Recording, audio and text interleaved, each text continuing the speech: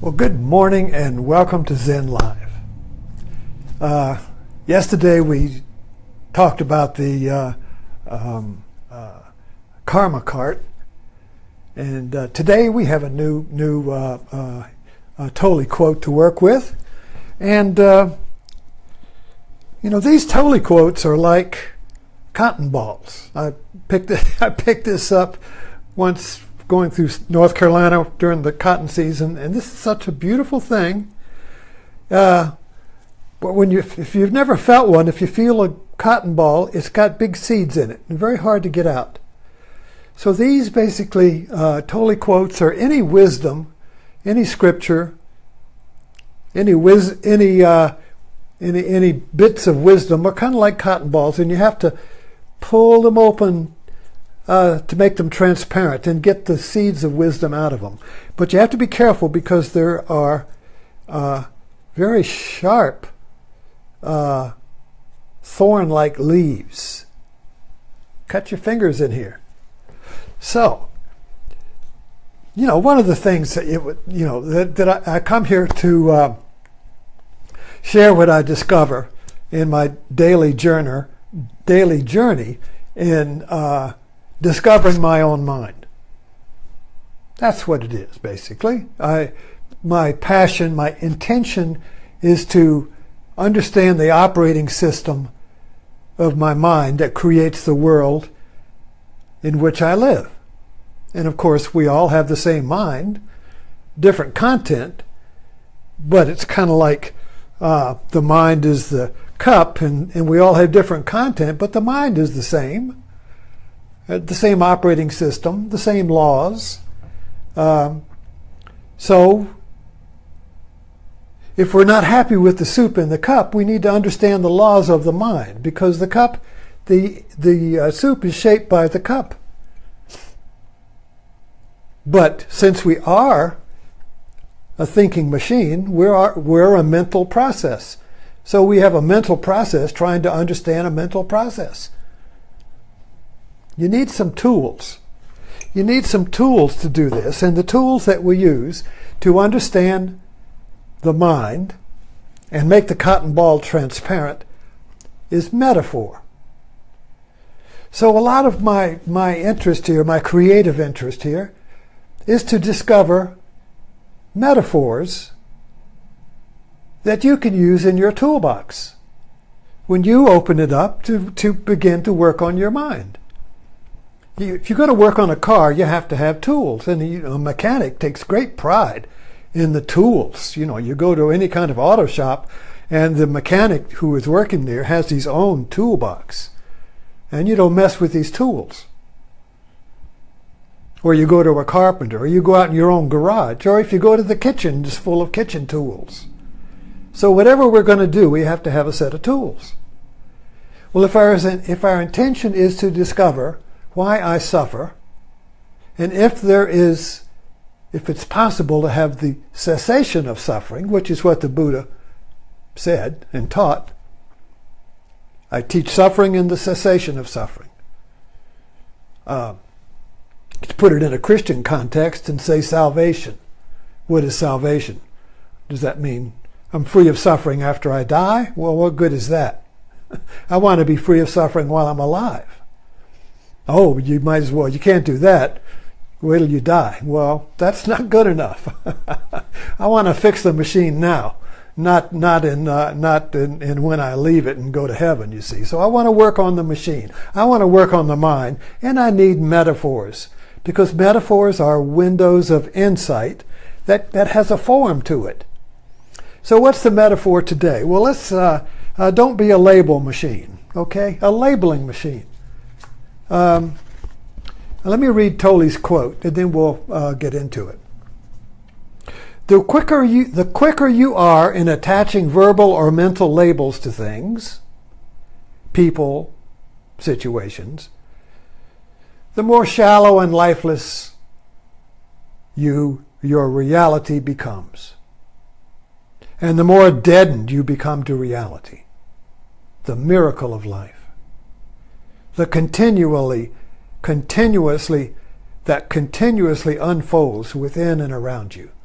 So let me read that again. The quicker you are in attaching verbal and mental labels to things, chikum, chikum, chikum, chikum, if you ever labeled boxes, people and situations, the more shallow and lifeless your reality becomes. And the more deadened you become to reality. The miracle of life that continuously unfolds within and around you. So you get the metaphor here, you get the image that the mind is a labeling machine. It's called, in yoga or Sanskrit, it's called nama rupa, or name and form. All right? So the labeling machine of the mind, when it sees a form, it labels it. I mean, we teach kids this. You can watch this happening.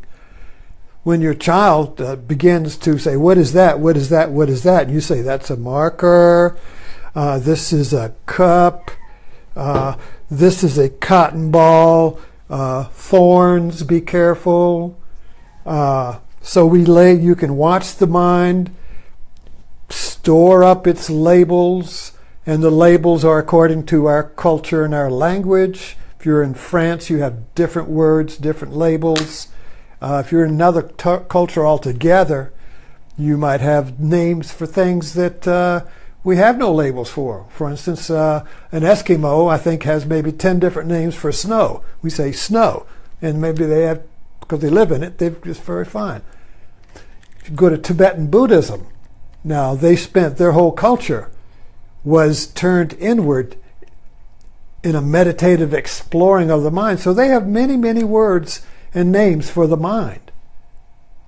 So different cultures have different labels.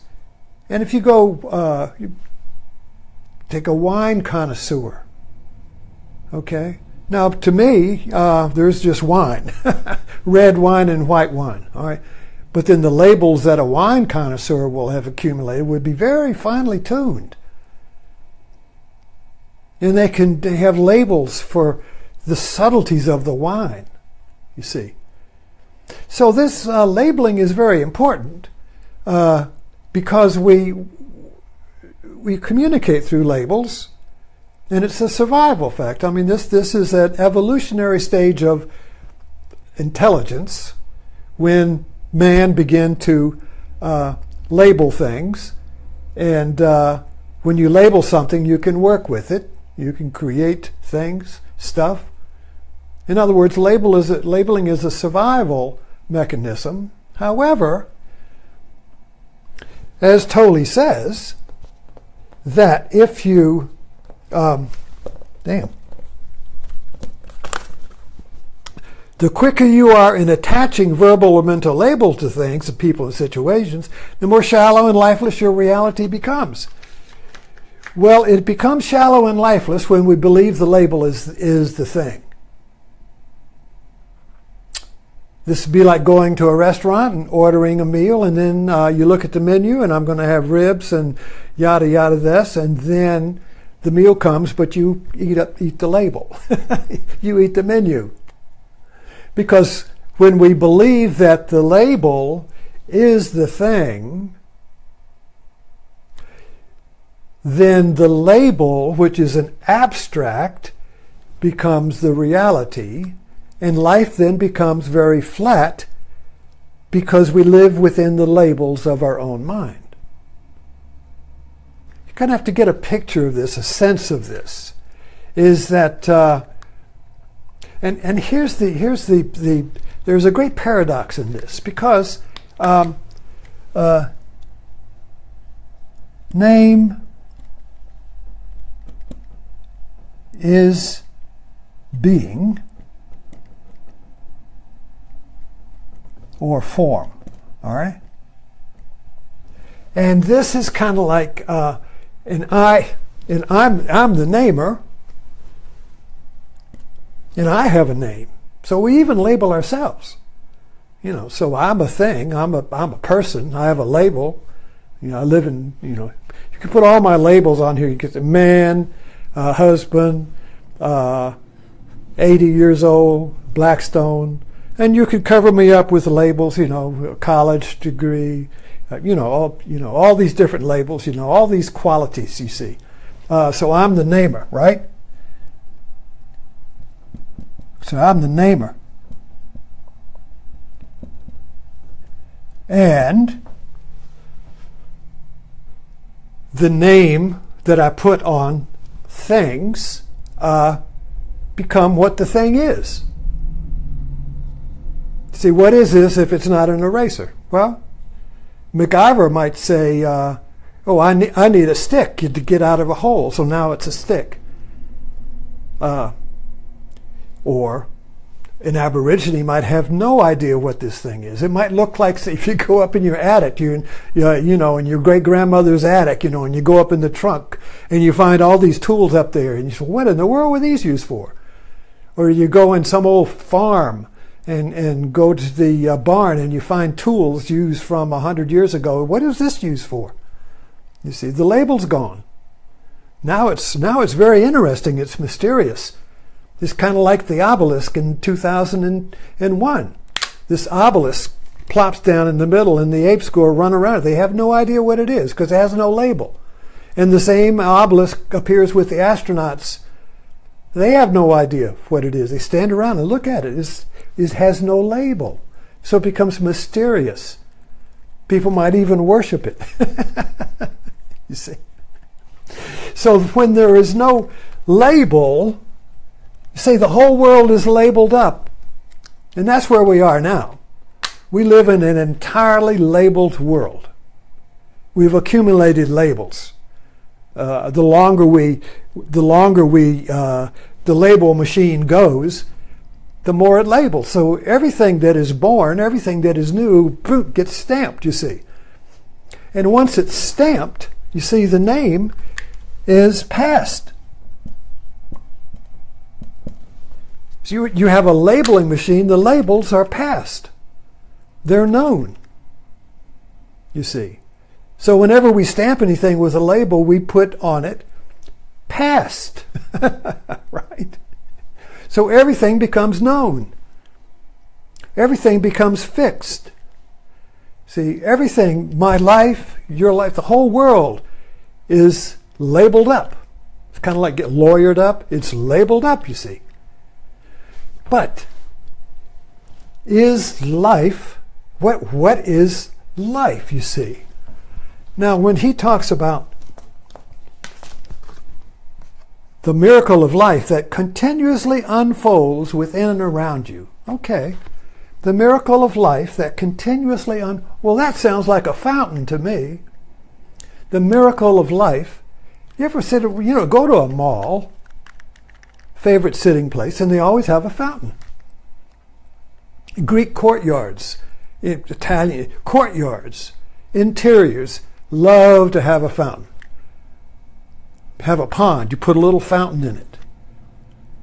Put a fountain in your house. Go buy a little table fountain, put a fountain in your house. We love fountains. Why? It's a metaphor. The fountain is a metaphor for a life that is a miracle. Where does the fountain come from? Where does that water come from? Where does it go? It's a miracle that continuously unfolds within and around you. So the fountain is a metaphor for a life that continuously unfolds. It's born. It's not past. It's bubbling up from some unseen source, and it returns to the unseen source. But the present moment is continually different. Try to label a fountain. Up to a little thing here. Got the labeling machine. He's trying to label the fountain. You see the problem here then, you see. We have to label the world so we can function in it. I'm not saying you can't, no labels. If you had no labels, you would kind of like maybe be psychotic. Or Helen Keller, you see.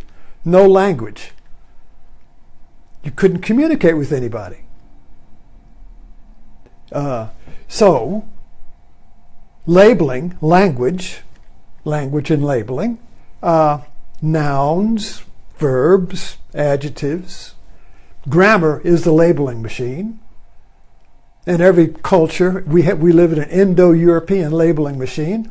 So the Indo-European language labels everything as subject, verb, object. Right? You learn that in grammar in school. The subject is a noun, verb is an action, object is a noun. Okay?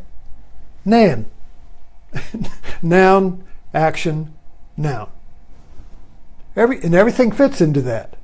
So we not only label something with a name, this is an eraser, a marker, but we also label everything as cause and effect. This causes this. That's a label too. So this labeling machine not only has names, it also has a structure or pattern in which everything fits. So everything is a noun doing something to other nouns. So this is cause and effect. In effect, you see. Now this is a very good structure, a very good language or grammar if you're going to understand machines. Now if I'm going to fix the car or anything and it's not working, I have to find the cause. And if I can remove the cause, I remove the effect, which is the thing not working. And there's usually, it's going to be maybe a single, or we need an expert to come in to figure out that there's several causes going on at the same time, so that it's hard to find. You think you found one, but there's something else going on. But logically we know with a computer or a machine, we have absolute faith, total faith, that there is a cause. That my computer, otherwise we say my computer is not working and the devil did it. See? So, or it's personal. The universe personally screwed up my computer, you see. So what the hell, you know. So there's no, but we don't, you know, that's magical thinking, victim thinking, but we know there's a cause. The science works on this, you know. Everything has a cause, you see. But when we understand life, this labeling with the names and the forms and the cause and effect totally collapses when we try to understand life and who I am. Because this reduces everything to a machine. Logical cause and effect. And the cause is the past. So am I saying, you see, this is called behaviorism. Right? I mean, this was a form of psychology, and it's still, people still follow it. Behavior is just the behavior. There's nothing else there. It's just cause and effect. Just the facts. Like Dragnet, Sergeant Friday. Just the facts. Cause and effect, you see. This effect is caused by something. Now, what is it? If you can find that cause, you can prevent the effect from having. And if you notice, our whole culture is based on this kind of thinking. This is labeling thinking, a label machine thinking. And we just stamp reality with this label so fast, so automatically, we don't see it. So this labeling machine, remember now, the labeling machine includes the name of everything. That's the easy part. The more difficult part to understand is that the labeling machine also stamps everything within a cause and effect relationship. You see. So this thinking says basically every bad thing has a cause. So if you get rid of that cause, you get rid of the bad thing. Well, that's not working out too good today. Something's breaking down. The labeling machine is not working today like it used to. Because The fountain is active today. Change is happening. The fountain of life is moving, and things are moving, things are changing, and the labels don't stick anymore. The labels are falling off. When when times are static and not changing, you can label everything, and very few labels will fall off. And we can see that in our own time. Even here in this house is 100 years old, and my wife grew up here. And she talks about, and her friends talk about, Blackstone, when it was a little small town, change was very slow. Everything was labeled. Everybody had a label. Everything stayed in place. Now the fountain is bubbling up, and the labels are all falling off. Who am I? I don't know. Who are you? I don't know. You be in your place. See, labels want to keep everything in their place. But they fall off. They're not sticking. And it's driving us crazy. Because it's just the grammatical structure of the world that is based in cause and effect, which is the materialistic view of the world. Mechanism and materialism are the same thing. Everything is a machine. Everything has cause and effect. You can control everything if you can find the cause. This was the sky people in Avatar. So this labeling, very effective in making machines, very destructive, very problematic in understanding life. And life is change. Life is a fountain. Life is not ice cubes. When you label a fountain, you turn the water into an ice cube. Now, if the fountain is very slow, and your labeling machine turns every little piece of water into a ice cube with a name on it, you see, and then you keep the temperature down real low so the ice doesn't melt, you could probably keep up with it. A new little something comes up, and you quickly turn it into a name and a form, ice cube, and everything is nice and don't forget now, the labeler is also labeled. Okay. So there's another, I remember with Krishnamurti, a few things of his, Krishnamurti's quoted on internet all the time. We love Krishnamurti quotes. Nobody understands what he's saying, but we like it. One of the things he says, and a few of the things are kind of like little succinct little labels that stick on your mind, and one of them is the observer is the observed. Or the labeler is the label.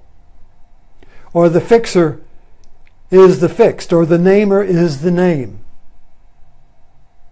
In other words, when we unconsciously label the world, now that's what I mean by the labeling machine is unconscious. We got this thing going, it labels everything, and it structures everything in a cause and effect grammar. You see? Nouns doing things to nouns. Cause and effect. One noun causes something in another noun, you see. Boom, boom. Billiard balls bumping up against each other. Nothing moves unless something else hits it.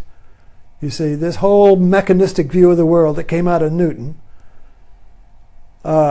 works really well for building machines and building a mechanized world where everybody's a machine. But the labeler, you see, that labels the fountain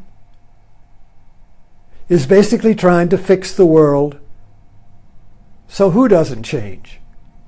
So the fixer doesn't. In other words, when you fix the world so it doesn't change with your labels, freezes it, it's because we are frozen. So then when Krishnamurti says the observer is the observed, a fixed world is a fixed me. The observer is the observed. He also says you are the world and the world is you. Okay. So this is true and it's not true. This is the paradox of it. It's true and it's not true. So how is it true? Well, if I name the world, I am the namer. So the name I give the world, the structure I give the world, is created by me. So I am that. You see? I am the way I structure the world, because I structure the world with an intention. I intentionally structure the world in a certain way so that the effect will be that I feel fixed and at home. And this is true. We structure the world, the people in it, relationships. We name it, we structure it, we give it a pattern, we give it a form, so that I'll know where I am in this world, because I created it. Whether I'm suffering or happy, it doesn't make any difference. The point is, I'm fixed, and I don't change. Now, why would I not want to change? Well, it's kind of like the ice cube. Why would the ice cube not want to melt? Well, if I've labeled myself, and that labeling has structured me in a particular pattern and form and shape, so that I know who I am, I'm this and not that, you see, I don't want to melt. Melt looks like death to me. Melting looks like death. Truth, then. If truth is the fountain, well, then truth is death. If life is a fountain, well, then life is death. And now you kind of see why Tolle says, the more you label, the more shallow and lifeless your reality becomes. Well, it's shallow and lifeless means not deep, and lifeless is not moving. It's just a label. And so the problem is that we label the fountain, and the fountain is always unsticking the label. So we spend our whole life trying to keep the label stuck on everything. You might call that, it's a fundamental conservatism where I got to conserve the labels. So everything is absolutely as it is, you see. This is absolutely a marker. It cannot be anything else. And if you try to use this as a stick, you're creating a sin. It's absolutely a marker. Now that's a fixed label. Okay? Or you're absolutely evil. So there's another thing about the labels, you see. So this label, for the labeling machine, or for the labeler, or the namer, believes that the labels are absolute.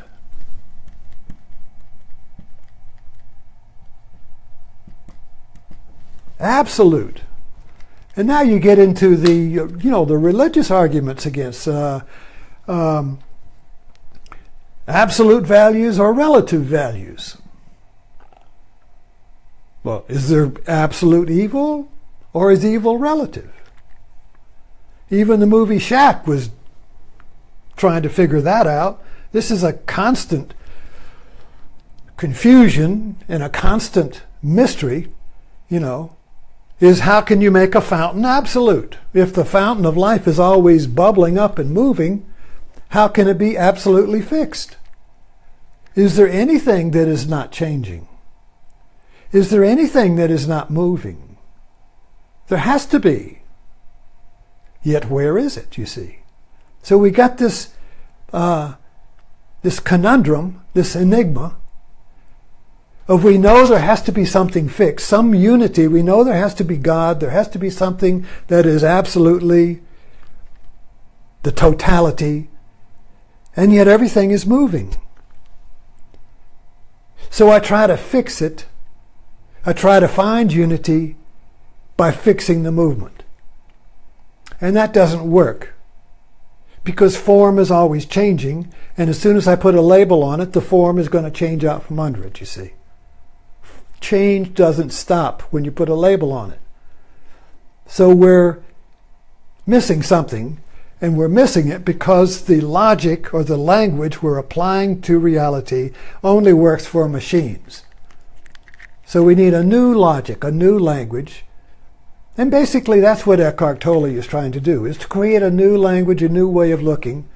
And not just Eckhart Tolle, you don't have to like Eckhart Tolle, but all of the Sufism, Zen, Yoga, Vedanta, Buddhism, all these non-dual viewpoints are using a different language, a different grammar, to look at reality as a fountain instead of as a machine or water that you can freeze and stop, you see. So that's what this is all about, and that's what I'm about basically, is I'm constantly,